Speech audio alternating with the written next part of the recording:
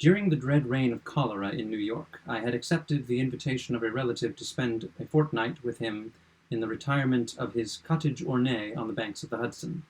We had here around us all the ordinary means of summer amusement, and what with rambling in the woods, sketching, boating, fishing, bathing, music, and books, we should have passed the time pleasantly enough, but for the fearful intelligence which reached us every morning from the populous city. Not a day elapsed which did not bring us news of the decease of some acquaintance. Then, as the fatality increased, we learned to expect daily the loss of some friend.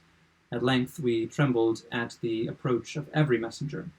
The very air from the south seemed to us redolent with death.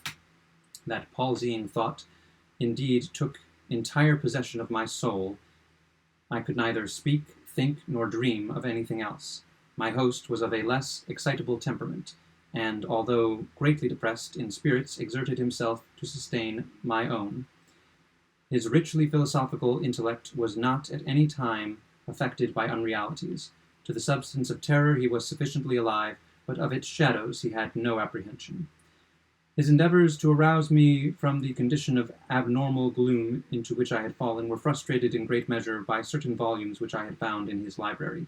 These were of a character to force into germination whatever seeds of hereditary superstition lay latent in my bosom. I had been reading these books without his knowledge, and thus he was often at a loss to account for the forcible impressions which had been made upon my fancy.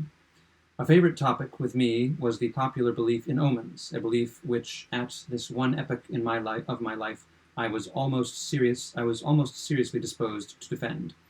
On this subject we had long and animated discussions, he maintaining the utter groundlessness of faith in such matters, I contending that a popular sentiment, arising with absolute spontaneity, that is to say, without apparent traces of suggestion, had in itself the unmistakable elements of truth, and was entitled to much respect.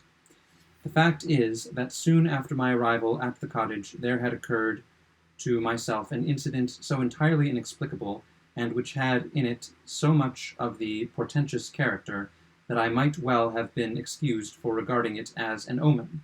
It appalled, and at the same time so confounded and bewildered me, that many days elapsed before I could make up my mind to communicate the circumstance to my friend.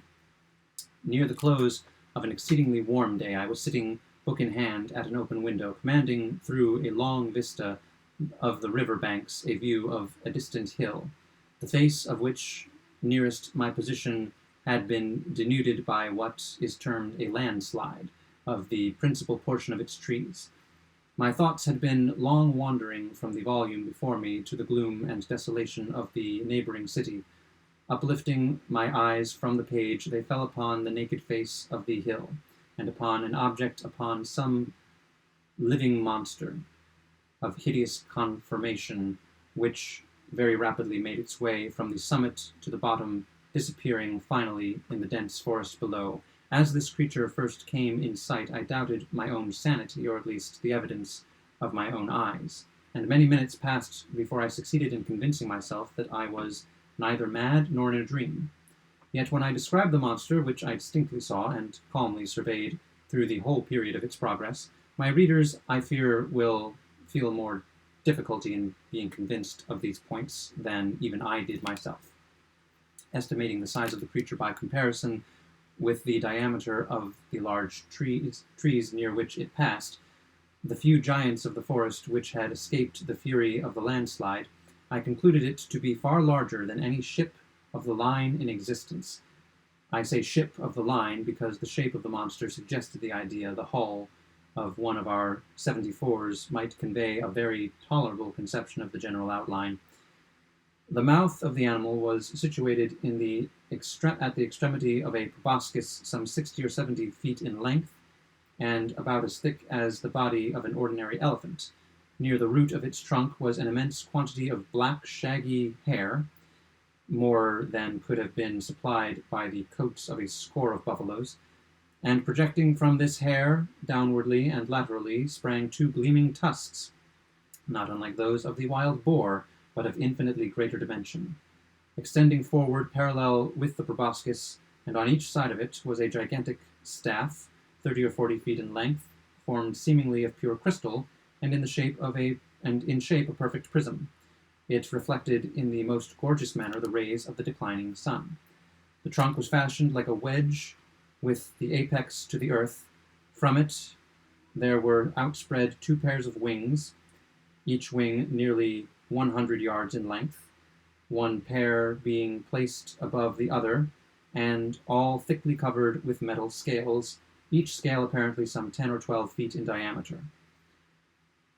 I observed that the upper and lower tiers of wings were connected by a strong chain, but the chief peculiarity of this horrible thing was the representation of a death's head, which covered nearly the whole surface of its breast, and which was as accurately traced in glaring white upon the dark ground of the body as if it had been there carefully designed by an artist. While I regarded this terrific animal, and more especially the appearance of its breast, with a feeling of horror and awe, with a sentiment of forthcoming evil which I found it impossible to quell by any effort of the reason, I perceived the huge jaws at the extremity of the proboscis suddenly expand themselves, and from them there proceeded a sound so loud and so expressive of woe that it struck upon my nerves like a knell, and as the monster disappeared at the foot of the hill, I fell at once fainting to the floor. Upon recovering, my first impulse, of course, was to inform my friend of what I had seen and heard, and I can scarcely explain what feeling of repugnance it was which in the end operated to prevent me.